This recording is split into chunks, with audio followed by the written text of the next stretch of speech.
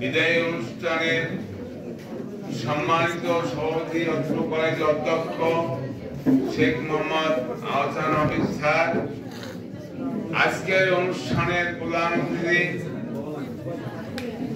মাতৃভাষা ডিগ্রি কলেজের গভর্নিং বডির সম্মানিত সভাপতি জনাব আলিম আল রেজা সুবন, উপস্থিত শরণখোলা সরকারি ডিগ্রি কলেজের সম্মানিত অধ্যক্ষ মহোদয় জনাব নুরুল ফকির স্যার, উপস্থিত শরণখোলা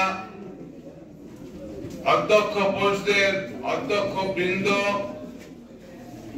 উপস্থিত গভর্নিং বডির সম্মানিত বিদ্যুৎশীল সদস্য জনাব মুস্তফা ভাই, উপস্থিত রান্দা বাজার সমিতির সম্মানিত বাবুল ভাই, আমার শ্রদ্ধেয় বাবুল ভাই, উপস্থিত অত্র কলেজের শিক্ষক শিক্ষিকা বৃন্দ, প্রাণপ্রিয় ছাত্রছাত্রী ভাই বোনেরা, আজকের নজরুল ইসলাম স্যার 2021 সালের 14 জানুয়ারি এখান থেকে বিদায় নিয়েছে। কোন কারণে করোনা বা বিভিন্ন সমস্যার কারণে অত্র কলেজ আনুষ্ঠানিকভাবে তাকে বিদায় দিতে পারেনি, এজন্য আমি দুঃখিত। বর্তমান গভর্নিং বডির সভাপতি মহোদয়ের প্রচেষ্টায় অত্র কলেজের অধ্যক্ষ মহোদয় শিক্ষকদের নিয়ে এই অনুষ্ঠানের আয়োজন করেছে, এদেরকে ধন্যবাদ জানাই। নজরুল ইসলাম স্যার আসলে একটা মানুষ না, বড় মনের বড় কলিজার একজন ফেরেশতা। যখন কলেজ করে তখন আমি শুনলাম সাইদুল ইসলাম খোকন ভাই আমাকে বলে, আমরা কলেজ করি ওইখানে চাকরি কর, তুই মাদ্রাসায় চাকরি করবি কি? দরখাস্ত নিয়ে আসছি। নান্নু মারা গেছে, আমি জানতাম না নান্নু কি চাকরি করে। আমি মনে করছি প্রিন্সিপাল স্যার। নান্নুকে আমি স্যার স্যার করতেছি। নান্নু বলতেছে আমি স্যার না, স্যার নজরুল ইসলাম স্যার নামে ভদ্রলোক। দরখাস্ত দিয়ে যাওয়ার পরে সভাপতি ছিলেন নান্না মিয়া, মারা গেছেন, আল্লাহ বিস্তৃত করুন। দেশের যে প্রচলন সেই অনুযায়ী আমি তাকে কিছু পয়সা দিয়েছিলাম নান্না চেয়ারম্যানে। কিছুদিন পরে সেই পয়সা আমাকে ফেরত দিয়েছে যে না, আমার লোক আছে, তোমার চাকরি হবে না।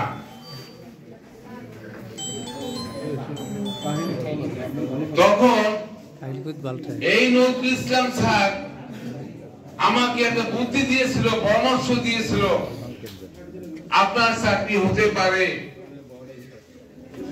তখন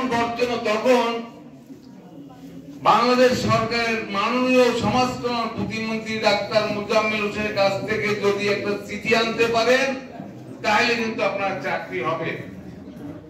আমি বললাম আমি চেষ্টা করব।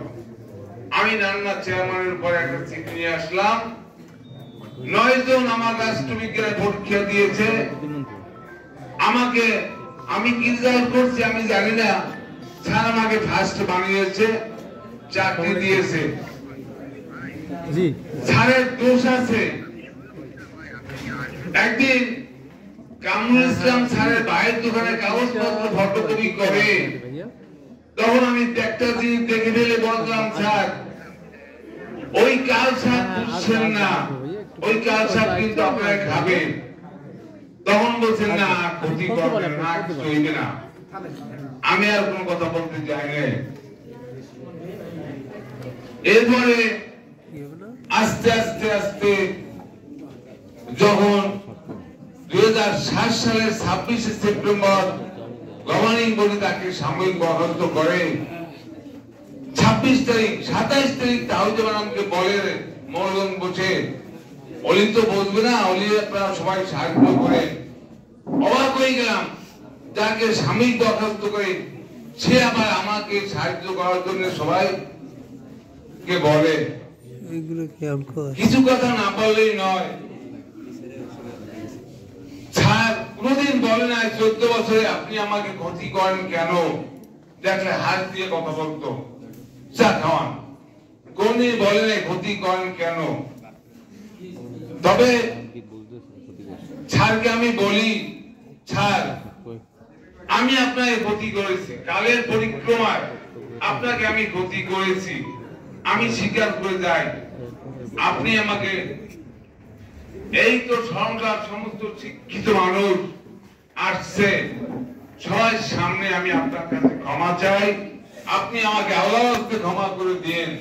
আমার শরীর বেশি ভালো না, আপনি আমাকে ক্ষমা করে দিন। ধন্যবাদ। আপনার অবসরকালীন সময়টা যেন ভালো থাকে, ভালো কাটেন, এই জন্য আমি আপনাকে ধন্যবাদ জানাই। আপনি মাঝে মধ্যে কলেজে বেড়াইতে আসবেন, এটা দাবি। ধন্যবাদ সকলকে।